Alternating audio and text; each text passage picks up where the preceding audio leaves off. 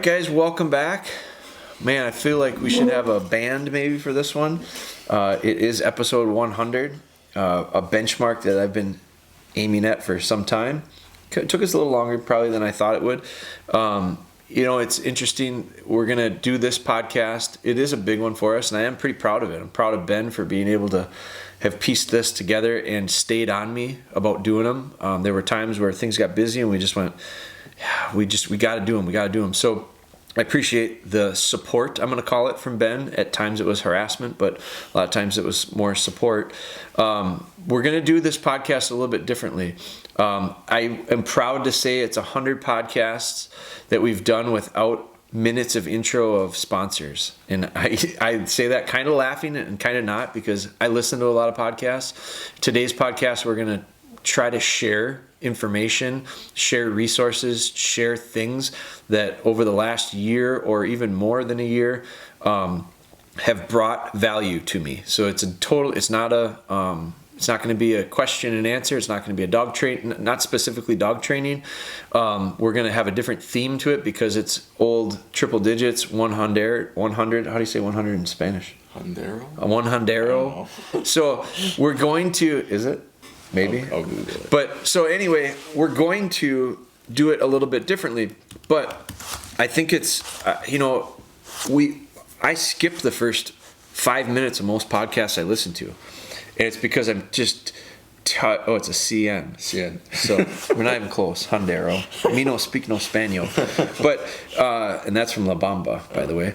But so I get burnt out a little bit when I hear all the forced marketing stuff, and it makes me think, it makes me question some of the authenticity behind it. And I get it, man. I get the idea of a business and running and paying bills and all that stuff. I'm really proud to say we're doing this podcast without it. But at the same time, Ben and I were talking about it, and I said it's not sponsored, and there is no gain on our end by doing this. But I have been in the market recently for several items. One of them is like a fish finder, an underwater fish finder for ice fishing. One of them is, what else have I been digging into, researching so much? We get on these little kicks where I'll get into a shotgun that I really am interested in, and I'll spend hours and hours and hours researching it and trying to find out more information about it, watching, and it's where I found the value in YouTube. And so it's also where I've realized we need to spend more time growing our YouTube, building our YouTube, because it's just such a wealth of knowledge. And so one of the things we are going to do with this 100th episode is we're going to talk about things that have impacted me positively that I can share with you as a non-endorsed, non-sponsored way, but I think it will bring value to you, because I do think that I listen to podcasts to try to gain information and get things out of it. Sometimes it's entertainment, sometimes it's just knowledge, sometimes it's a better understanding of topics that I don't understand, sometimes it's very interesting things to me. And so everybody has different reasons for following different podcasts and researching different things. Here's what we're going to do for our 100th. We're going to give the idea of it's Christmas week, we're giving season. I do think everyone should really take that seriously. I'm not joking about that. Like, we have this year has been a very trying year on a lot of people, and I can speak personally on some of it, but I can also speak personally in two ways. Like, quite honestly, the hunting, fishing, outdoor world has done very well in these trying times. And I'm not saying it to make people feel bad. I'm being honest, because I think sometimes we don't hear positive stuff.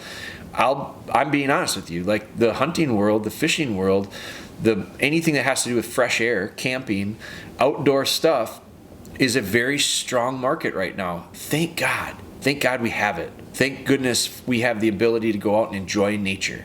And thank goodness that we've had the opportunity to have it pushed into our face to say, go out and do these things, and recognize the importance of it on our mind, body, and spirit. Like, I have been able to get more fresh air this year than ever before, and it's really socially acceptable. And I say it kind of jokingly, but I'm not. There's a lot of people that realized how much they've missed the last however long by not getting outside.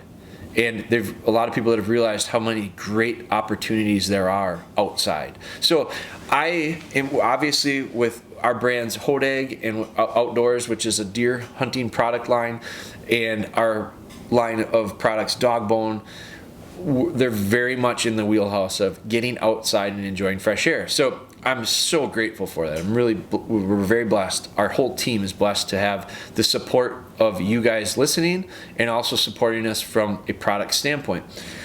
I also, in my house, my wife is in the restaurant industry. And so talk about devastating. And I feel, so I understand and I feel personally, and I get to experience and see and hear it very much in my face, the impacts that the last year has had on folks that are in that industry. Those are just two industries. And theirs is not good. And so, there's a lot of that, and there's some in between. And so I'm not going to focus on the negative. I'm not going to focus on the positive and gloat either. What I am going to do is I want to talk about how important it is for us to feel and recognize and understand the importance of giving and giving back when we can, and when you should, when you have the opportunity, how sometimes that is the most rewarding thing. So we are going to, this podcast is we're going to talk about things that have brought value and joy into our life, my life in particular, and things that I've noted over the last year. We're going to start out with products. And again, these are not sponsors. We do not have sponsors. We don't take sponsors. I'm not saying we never would, but we have never have to this point, even though we've been offered some stuff. Because I go, it's just not worth it right now. I would rather be sharing what we want to share and driving the boat the way we want to drive it. But I also will say there are products that have made my life better. There are products that have made our dog's life better. So sticking with the theme of dog stuff, we're going to be somewhat always connected to it. One thing I want to talk about, I've had a lot of questions about it. I am not a treat trainer. And so I don't do supplemental treats. I don't do treat training. I do use food, and you can dig into all of our old podcasts and you'll recognize that sometimes dogs are food motivated. Sometimes I utilize food, especially early on with dogs, to motivate and shape behavior. I'm not a food treat trainer, but I have found a snack or a treat that some use as treats. I am using them as somewhat of an in-the-field supplement. And so as we get into the fall and get our dogs working more from a during the day standpoint, I think you gotta be careful with feedings and feeding times, and some struggle to keep weight on dogs. And we do, I intentionally get dogs pretty lean going into the fall because I just think it's healthier for them conditioning wise. But there's something that I've found that's been very helpful midday, and that's when it comes to getting the dogs energized. And we've put it on our story. Again, it's not like it's a big, I don't billboard it, but we've put it on our story because it is something that we've gotten accustomed to doing. And it's also a great company, and it's a company that I feel has a great mission behind them. I think they're just real solid people, and I've gotten to know them a bit because when I find interest in something, I dig into it more, I reach out to people more, I connect with people more, and I learn more about them. It's part of the reason why we're sharing it. It's a company called E3. It's called Canine Performance. So I've got a couple different bags here in front of me right now that are what I prefer. They make all kinds of stuff. I have a definite preference for a few of their products. They're making everything they make all kinds of treats. They make all kinds of bones and chews and all this stuff, which I don't really use. And you guys know the reasons why that. But here's what I've used it for. There's a product that they make called a protein popper. It's 100% beef spleen protein. Now these people, E3 is a cattle ranch in southeast Kansas. They have a product called Protein Poppers, they have a product called Trail Mix, and they have a product called Jolly Joints. They're all protein-based snacks or treats. You can use them as a treat. I use them literally as a boost of energy for my dogs in the field. We've done a lot of upland hunting. We did a lot of GunDog work this year with them as far as in the duck blind. This is the stuff I've given to them when we're hunting in the morning, they're getting tired, we get back to the truck, I'll give them a handful of this trail mix. Is my personal favorite. The protein poppers is really good too. I will say this, the protein poppers with Spry and Bella give them the worst farts ever. They smell, so I try to shy away from the protein poppers with them. They get the trail mix instead. There is protein in it, that's what it is, but it's just, I've seen that I get less gas out of them, out of those two in particular, without the protein poppers. But it's 100% beef lung, trachea, and spleen protein is the trail mix. It's beef spleen protein for the protein poppers, and the Jolly Joints are 100% beef trachea protein. All these are things that I give my dogs midday during a hunt.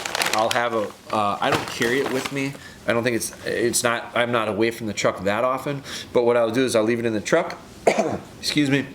When I get back, I'll give them a handful. I feel like it gives them a shot of energy. It's kind of like I eat a Snickers bar, they're getting these protein poppers, or they're getting the trail mix. So that's one product that has positively, and it wasn't just this year. I used it last year as well, last fall and this fall. And after last fall, I liked it. After this fall, I really like it. So that's one. It's E3 Canine Performance. They've got a great website. You can order stuff from them. Second thing that has changed our life, and it's a really important for any hunter, is your footwear. And so I've worn all sorts of different boots over the last several years. Last season, we wore a different pair of boots, and I really liked them. They were called, what was that? Gumleaf. They were green gumleaf boots. I wore them in the early season. They were a little light from they weren't warm, like they were cold. My feet got cold in them. I wore them, if you watch some of our series, you'll see I wore them in training. I'm a rubber boot guy. I wear a lot of rubber boots, especially in the springtime. Shed hunting, I wear rubber boots. Grouse hunting, I wore rubber boots, believe it or not, a lot. And I think part of the issue is when you're putting miles on, like we're putting on, you gotta have good boots. And so we wore Gumleaf last year, and I liked them. And we switched towards the end because my feet got cold, and I definitely could not wear them for bow hunting. I'm a big bow hunter. I live for bow hunting, and they just didn't work well for that. We switched, and we started wearing a pair that we actually got them from Shields. They were Alpha, I think they were called Alpha Burleys. We had two pairs. One was a lighter insulation, one was a heavier insulation. The heavier insulation ones were not good for walking, 100% for sitting. Ice fishing they actually are pretty good for. I wore them ice fishing, but I also wore them on stand deer hunting when we were sitting. But they had a lighter weight pair that was lighter neoprene, and those weren't bad for walking. My feet kind of sweat when I walk, so I didn't wear them a lot for walking, but they were great for early season bow. This year, so that was last year. This last year in January, we actually met some folks from Lacrosse Boots. Just happened to be that we were at the same trade show. They came to our booth. They're dog people. We did some seminars. They saw our seminars there. We talked with them.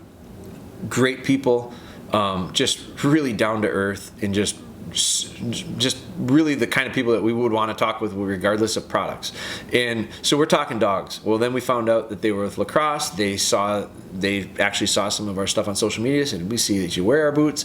So they said, we got some that you think you should try. So they gave us a pair. Actually, we ordered a pair from them. We ordered a pair of Alpha Muddies. These are like 4-wheel drive Crocs. Like, these make Crocs look silly. They're like a Croc. They slip on, but they're like a rubber boot. And I 100% have used them going forward as they are my replacement Croc. I mean, Ben sees it. I wear them every day. They're just super comfortable. They're super durable. You're just not going to get your feet wet. They're awesome. It's like the rubber boot without going up your knee. Yeah. Like, it's basically, but it slips on kind of like, I mean, it's like a slipper, but it's like a really heavy duty slipper. 100% game changer for me personally. Now, the other one that I think was really interesting was, I'm looking it up, it's called the Grange. And so it's like the old school green boot, no insulation, just a rubber boot.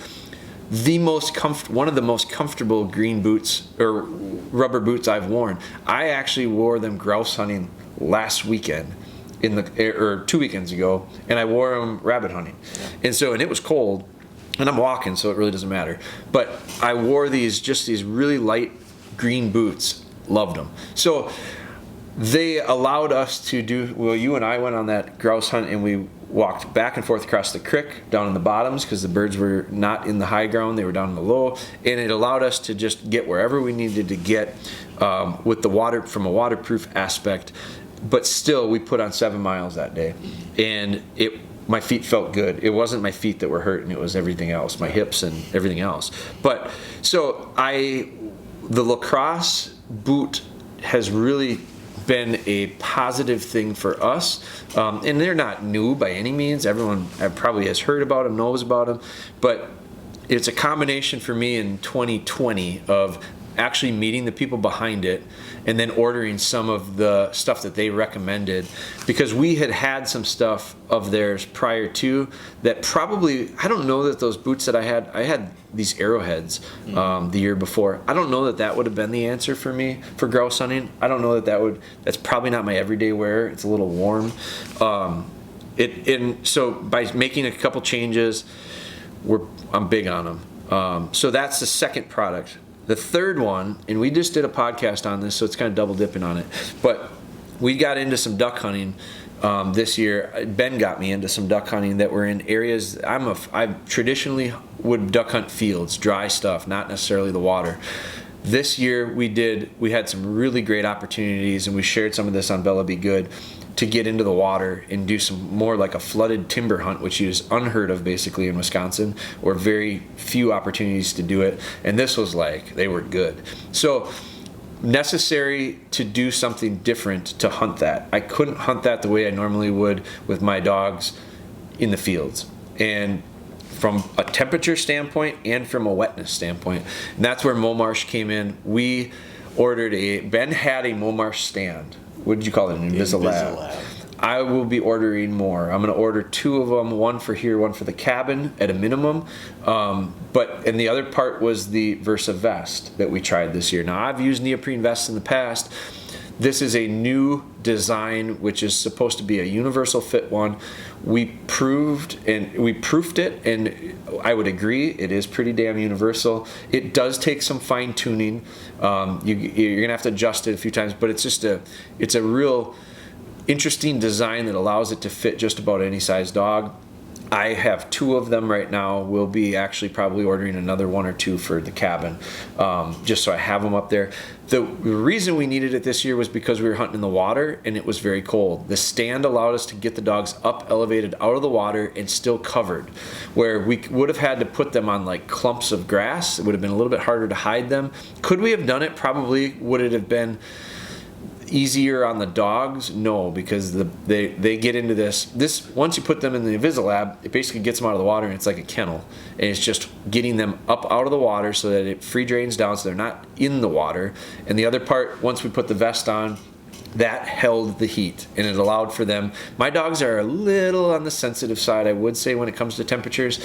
Certain dogs more than others. We had Taylor, we had Ellie, and we had Bella in those conditions, and all 3 of them did really well. So I think a lot of it had to do with equipping them properly. So there's your product ideas that have made our lives a little bit easier. Now, information-wise, GunDog Magazine. GunDog Magazine is something I'm just really proud to be a part of, but it's also something that's evolving, and I'm real excited about the evolution. They are going to be completely refacing the magazine in 2021. It's going to be a giant magazine in comparison to what it has been. It's 120 pages instead of, I think it was half that in the past. They're going to be doing 6 issues, which is I think it's an issue or 2 less per year, but it's like the coffee table book now. It's going to be one of those magazines that's got the really fine cover. It's almost like a hardbound. It's really I get a couple magazines that are similar to it, and they're the kind that you don't throw away. They're the kind that you save. that's what GunDog is going to. We are contributing to that again. We're having a new column that we're going to be. We're excited to announce. We're not quite there yet, but we're going to be starting a new series on YouTube. It's going to be tied to this column that's in the GunDog Magazine for 2021. Super excited about it. Really looking forward to the direction that GunDog is going. Not that it wasn't in a good direction before, but it was very like a lot of other magazines. And I just feel like there's been several magazines over the last few years that I've been drawn to personally that for specific reasons, and GunDog is making a shift in that direction as well. And I can't wait to see what they do with it. I'm real excited to be a part of it. Ben and I are pretty proud to be able to be contributing to it. So that's the GunDog aspect. Now another one that is kind of like what I was talking about is GunDog Journal. This is coming from the UK. This is something that appeals to me greatly because it talks a lot about similar training styles to where I have interest. It talks a lot about very traditional ways of what I consider GunDog work. It has a large emphasis on dogs in the field in the UK. It discusses some of the field trial aspects that they have over there and have had for centuries. It's a very traditional magazine. It's big.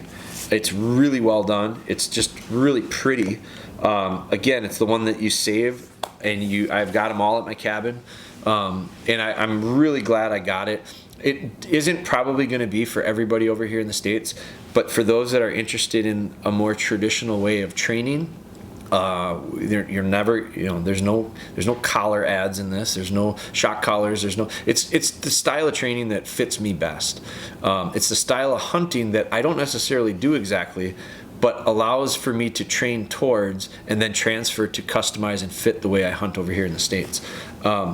If you know anything about us and our training styles, a lot of it, most of it, it's coming from that mentality, that mindset, that approach that they use over in the UK, and it's that style of dog, and it's a fit, and it's not a fit for everybody. It is definitely a fit for me. It's something that I've really enjoyed. The next thing I'm going to talk about, so that's GunDog Journal. The next thing we're going to hit on is 2 ways to give back, because we are talking Christmas, we are talking a season of giving. One of them that has impacted me greatly is the United Blood Trackers, the UBT. They have helped to, and we are really proud to have been a part of helping support this group over the years. They are the ones who are heavily responsible for states like Iowa and Minnesota, just recently allowing the use of dogs for game recovery. If you look at their website, United Blood Trackers, you're going to see a map. The map, when I first became involved with them, when our team first became involved with them, when we started researching and contacting, connecting with, and utilizing as a resource, was very heavily at the time red. Since then, it has become very dominant in green, which means they allow tracking. If you buy our game recovery kit, we put a map. We have to revise the card because the card has the old map in it, and the map is dramatically changed where you're allowed to legally use a dog for game recovery. I credit this group heavily for that, and so it's a very minimal dollar amount. I think it's $25 a month, $25 a year. I've signed up for as long as I think they have a 3-year and a 5-year. I think even if you don't have a tracking dog, simply making the gesture of supporting them, if you support the idea of game recovery dogs, is a real valid and applicable way of providing and giving back to organizations that are always giving back to us as hunters. The next one is Ruffed Grouse Society. Ruffed Grouse Society in general is very similar to a lot of conservation groups that are striving to work towards improving habitat and ultimately improving the game itself. It's the Ruffed Grouse Society, American Woodcock Society. They're both tied into one. I have, and I've talked about it in a lot of podcasts, chasing the king has become a very important step in my hunting journey. I used to do it when I was a kid. I didn't do it for a long time. In the last few years, we've gone so far as having a cabin up north and really spending a lot of time in the woods. I've found more enjoyment out of shooting way less animals and experiencing a hunt like this, then I've gotten so much more out of it than a lot of hunting in the past. Now, hunting has provided me with some of my fondest memories. Some of the best things in my life are connected directly and related to hunting. This is just another phase of it. Ben was introduced to it this year. First time you hunted the king, you'll never not do it, right? I mean, it's something that it's different for a lot of reasons, and we're not going to get into it. We did other podcasts on it. You can listen to those. But the Ruffed Grouse Society, the American Woodcock Society, is an organization, and choose whichever one you want. It doesn't have to be Ruffed Grouse. It could be Whitetails Unlimited. It could be, which is another group that we're directly connected with and very proud to be associated with. It could be Pheasants Forever. It could be Ducks Unlimited. I don't care what it is. They've had a really tough year because their funding is based on fundraisers, banquets, and because of the current state, they've not been able to do it. And so I encourage everyone to support. Pick an organization. Pick 5 if you want, but pick one. I'm going to highlight the Ruffed Grouse Society and see if you can find it in your budget to possibly give them a little bit of support. You don't have to give them millions of dollars. A membership, simply putting the sticker on your car, putting the sticker on your camp, having that $25, $50, $75, whatever it is, will go to helping support those groups and keeping them afloat through these tough times. But it also becomes one of those things where someone else sees it and maybe they go, maybe I should join that. Oh, you're a member of that. Oh, yeah, boy, you get that magazine too. And then all of a sudden there's the value in it. So it's a communal thing. It's a thing that spreads. We hear a lot about in the last year about how quickly things can spread. Let's spread some stuff that we want to see spread instead of living in fear of the news and the spread of everything else. Let's start our own little spread. And to me, I think it starts with giving back. I totally get it. If you can't do it, don't do it. But if you can, and there's a lot of people that, myself included, sometimes I go, man, things aren't that great. No, they're not. But there's a lot worse situations, and I'm grateful, really grateful for what we have. And I also believe strongly, I had a conversation with my wife about it recently, the more we give, the more we get back. I really believe that. And so we've tried to take that on and live that and go, especially this time of year. It's really easy to think about it this time of year because there are so many people in need. Maybe you're in need. If you're in need and you're hurting that bad, send me a message, because if I can help you, I will. So, I mean, I challenge those around me.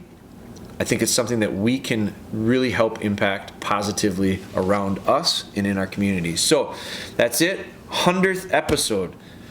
Think about giving back. That's what this one was about, and that's what we're hoping to do, hoping to inspire. So that's it. 100. We continue to march on.